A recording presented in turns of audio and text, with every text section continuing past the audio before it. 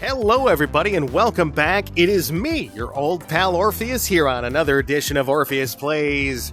And we're here playing Blade and Sorcery, a game where you get to just tear people apart while pretending that you're, a knight that does special magic powers, I guess? Whatever. Anyway, I hope you're doing well wherever you are today. Whether it's day or night, or whether you're sitting on the back of an ox that's slowly traveling across the Mongolian tundra, and you're looking at the vast expanse and realize, oh my god, it's an army from back in the days of Genghis Khan, and they're dragging me to my doom. Anyway, I will try to save you if that's happening. Boy, that's awkward. You know, some days my brain just doesn't go with it. I'm not as snappy as I like to be. But anyway, I know some of you are probably like that too. Hey, if you're new to the channel, hi, how you doing? My name's Orpheus. I'm someone that has a traumatic brain injury, as well as autism and bipolar disorder and schizophrenia, which combines into some superpower called schizoaffective disorder. That comes from I hear music all the time, 24/7, whenever I'm not actually listening to music, like actively with headphones or something on. It makes life interesting. So, today, we are playing the Knights Survival Mode. 8 knights hunting me at one time. And they're going to try to kill me, and I'm not going to let them. So anyway, yeah, another day. This is a very beige map. You know, like, everything's very, very unicolored, right? And by the way, right now, myself and Mrs. Orpheus live in a place that's not dissimilar to this sort of coloring sort of going on. And funny enough, the first job that my wife got was on the Navajo Reservation. She got a series of, let me do the traditional first slow motion kill of the day. Alright, let's see. Do I have any weapons with me? Oh no, I didn't bring any weapons with me. Okay. You get the traditional slow motion kill of the day by going over the side. There we go. Oh no, Hulk strong. Lady float. We gotta watch her die. Oh, okay, there we go. And she's all set. Hello! Anyway, so yeah, her first job was on the Navajo Res. And so we move up there, and the place that we were at... Okay, so this is like genuine... Oh, hold on. Okay. In order to explain this, you gotta kind of explain the geographical kind of thing going on, right? In a lot of parts of the Navajo Reservation, there are mesas. And you've probably heard of a place called Mesa in Arizona. And before we go on, I'd like to introduce Mjolnir from God of War, a fabulous weapon that allows you to do a lot of crazy things, including this. Yeah, I can fly with it. I modded this into the game. Special thanks to the community member who gave me the actual tip that helped, not the 45 minutes of YouTube videos that were trying to explain it a very complicated way. But anyway, so we move up to the Navajo Res, and it's a beautiful place, right? Except the mesas make it so... Okay, so let me...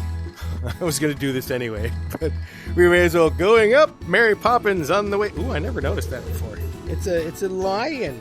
So like a mesa is like these flat tops, right? These tops of these. Oh my god, I'm freaking out. Oh god. Anyway, they're the flat tops right here.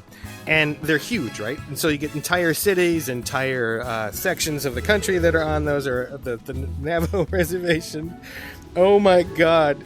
I feel like I should be singing Supercalifragilisticexpialidocious. Anyway, so let's do a little bit of slow motion.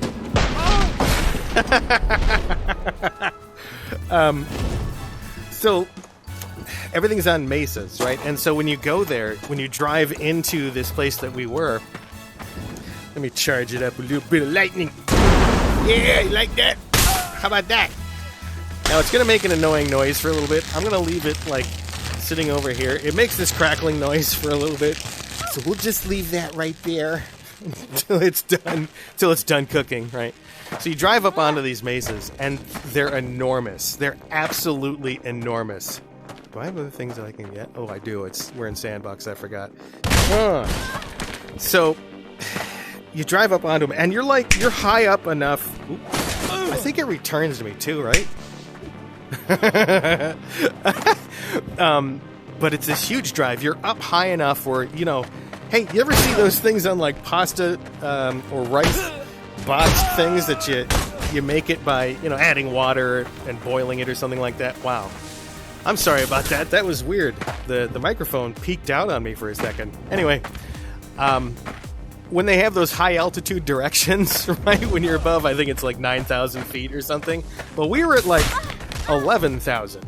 Like to the point where the first few months that we were there, I had to get like oxygen bottles, like those little ones that hikers use and like rock climbers use to like get a little bit of extra oxygen in their system because they're so high up.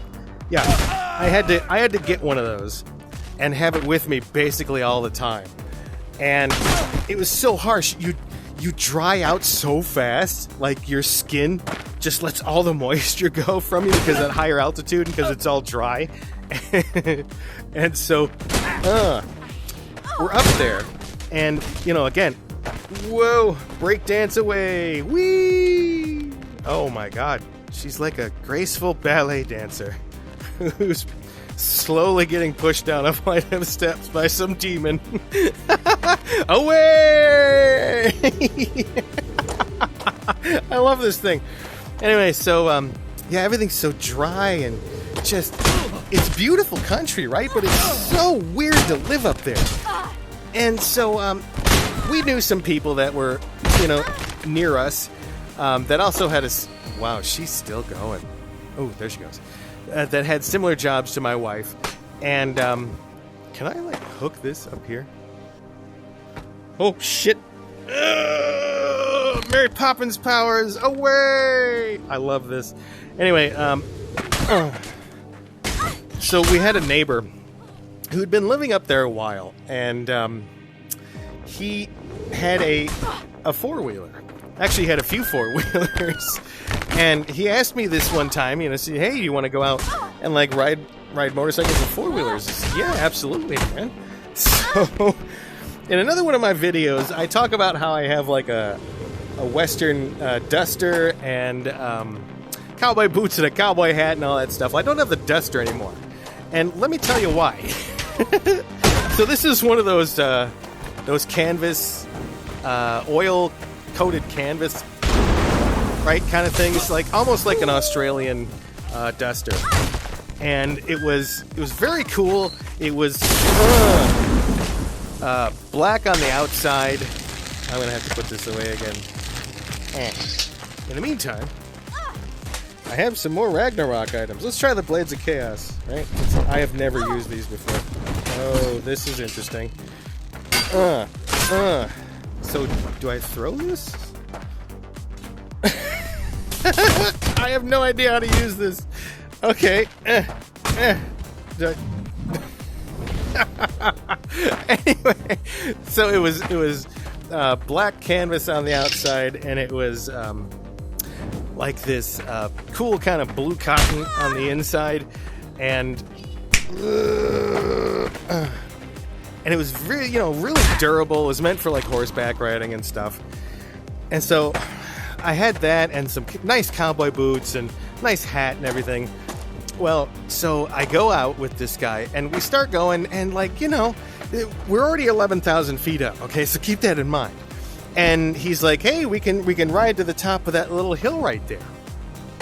And I go, oh yeah, that would be pretty awesome, actually, right? So he gets on his motorcycle, and it's this little hill. It looks like a little hill, you know, it's just like this.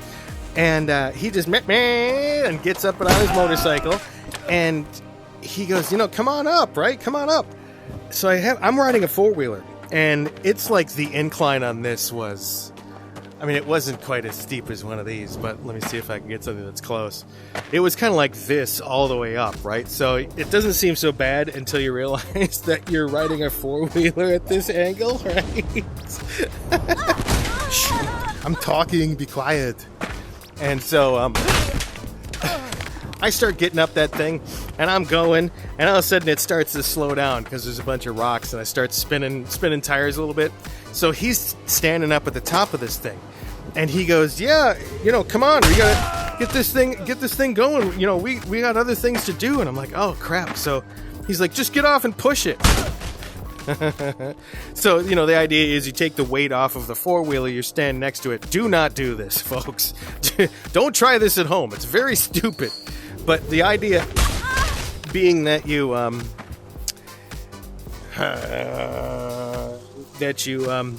you take the weight off the four-wheeler and then you you instead get next to it and you run the gas so that you can get past whatever that is. Okay. Good, you know, in theory, sounds great. Whee! I'm gonna turn that off again, so we're gonna have to deal with the noises. In the meantime, let's try Heimdall's sword. Ooh, it comes with a scabbard. Ew! Ooh, let's get rid of that. Ew! Why is it floats? Oh, it's gravity powered. Oh, but so sounds like a good theory. Right? Until you realize that I'm on an incline like this. So I start pushing this thing, and I start gassing it up, and I'm going. And I'm moving at a pretty good clip. Right? Is this is a really weird sword. I've never played God of War, so this is all like, ooh, okay. So I'm going, I got that thing gunned, the tires are spinning. I am absolutely just pushing on this thing so hard, and all of a sudden I slip a little bit, and my duster gets caught under the wheel, and it just goes, tears a huge hole in it. It takes me right down on the ground, and I mean like right down, like face into rocks, right? And so the guy comes running down to me, and he starts helping. He starts pulling on the four-wheeler. I'm pushing on it. I'm pushing on, like I pick myself back up and like dust myself off, and I'm pushing on this thing.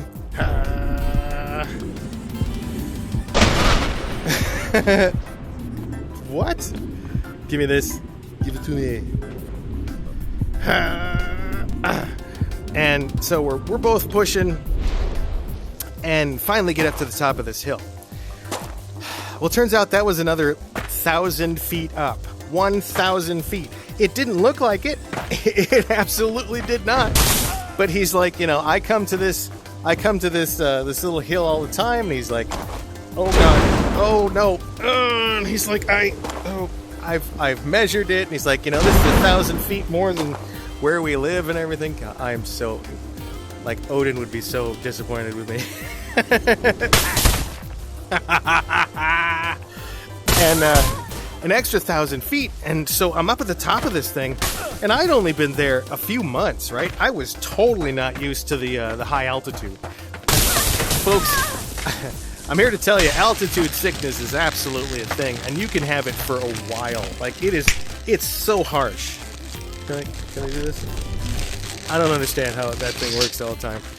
But, so I was still under altitude sickness. I still felt like absolute crap. I push this thing up, and oh my god, I sit down for a second, and I cannot breathe. My heart is just pounding in my chest, just pound, pound, pound, pound. And like, I'm getting all like lightheaded and everything. Oh jeez. Ha! Nope, I need this back. Oop. And so I'm feeling like total hell. And I had basically, it wasn't a heart attack, but I passed out a little bit, like everything got all twinkly from the sides, and I just kind of off to the side there for just a second. But now, like whenever I watch Cops or something, I totally understand when people are like, I can't breathe, I feel like I'm gonna pass out. Oh, I missed. And like after a police chase, I totally understand that now. Absolutely. Because, damn, man. Oh, my God, it was horrible. But I will say living up on the Navajo Reservation was a really fun and really interesting experience. It introduced us, and not just introduced us to another culture, right? You know, you can... What? Why I keep snapping my fingers for it? But you can, you know... You can go experience another culture by talking to somebody, or by, you know, I don't like this, or by, you know, going to a restaurant or something like that. But when you really want to get immersed, go live somewhere where there's just a different kind of culture than your own. And I mean like drastically different. You want a good experience in life, go live somewhere that's like, I don't know, like a hippie colony in Northern California or something for a few months. You really, like, at first you might be like, ugh, right? But when you think about it, being able to experience different things is so amazing. And the Navajo culture is so deep and so rich. The first night that we were there, we went to it was a tribal council meeting. Kind of like what you would imagine a city council meeting, but it was also like just a community kind of thing. And there were a couple people that were welcoming us to the reservation and to that small community. God, this thing is just nasty. And very cool. You know, the guy was like, you know, we want to welcome our new friends to our town, and we're looking forward to some prosperity and some you know, new friendships to be made and everything. So he talked for about 10 minutes. And then, so we're like, oh, that was a nice speech, you know? And then another man stands up, a really elderly gentleman, and you could tell he was very much a traditional Navajo elder, right? He was wearing gorgeous, just turquoise jewelry and beadwork, and it was incredible to see this like handcrafted stuff he was wearing. And so he gets up, and I look at my wife. Wow. And I look at my wife and I say, like, what's going to go on now? And this guy basically said the entire same speech as the one that said it in English, but he said it in Navajo. And it was so amazing to, like, right off the bat, like, the first thing that we go to, like, was this community meeting where the guy, we were introduced to this language, and Navajo language, oh my, Navajo language is gorgeous. It's not a functional kind of like, when you say, you know, I'm hungry, right? Oh, Jesus. But when you say that you're hungry, right? You say, I'm really hungry, I want something to eat, right? And this is just an example. This isn't like, if you're someone that speaks Navajo, don't at me, okay? Because I don't speak Navajo. I know how to say hate, or, you know, that it's been a while, so yate, depends where you are. And so the language is a lot more metaphorical and figurative. So instead of saying, you know, you're hungry, you say something like, there is an emptiness within my belly, kind of thing, right? Because native languages or indigenous people languages, a lot of them, they talk about, it's referential, right? So they talk about the many sunsets until things happen, and he is a warrior of the left side of the plain or something like that. And it's very very flowery and very how do I explain it? It's just that the concepts were very much simpler when these languages were evolved. And because they're kind of isolated as a language, Navajo language is only pretty much spoken on the Navajo Res. And so it doesn't really evolve as much. Now, they do have computer, like words for computers and technology and stuff, but a lot of them are just like they insert the word computer into like whatever they're talking about. And so one of the first things that we got to hear was this beautiful, like, it was like 12 minutes, 10, 15 minutes, somewhere in there, of just this man, this wonderfully wise, traditional-looking man, just giving a speech that was... I don't want to imitate the language because I don't want to offend anybody by doing it completely wrong, but go see if you can look up examples of people speaking Navajo, and it's just a beautiful language. It has a rhythm to it, and it's just lovely. But yeah, living on the Navajo Res was very cool, and if you ever have an opportunity like that, I would strongly suggest that you do it. Push yourself outside your comfort zone, just like I'm doing right now. Oh God, how high up can I go? Hey developers, how high did you make the ceiling in this place? Oh God. But, you know, push your boundaries. Challenge yourself. I'm actually shaking right now. I'm standing in my living room, but I'm like, oh my God. But push yourself. Push yourself past your boundaries. This looks like Minecraft now. But make yourself do things that you're uncomfortable with. I think I'm going to throw up. Seriously, this is horrible. I'm going to keep going. As long as there's a way to keep going, I'm going to do it. So anyway, yeah, that's been my little story of almost having a heart attack on the Navajo Res. Like I said, I strongly encourage any of you to try something like that. At least try to immerse yourself in the culture a little bit. There's a lot of ways to do it, and it's always really fun. And you find out all sorts of new stuff about yourself and about the world and about other people, and that's how we have a better community and a better Earth. Anyway, we'll see you next time here on Orpheus Plays as I completely rocket off into the stratosphere. This is ridiculous. Anyway, we'll see you next time on Orpheus. Oh my god, I dropped the hammer. Oh no. Oh. So we're about to do a little science experiment. We'll hold on for just a second. We'll see. You know what? I'm going to turn off.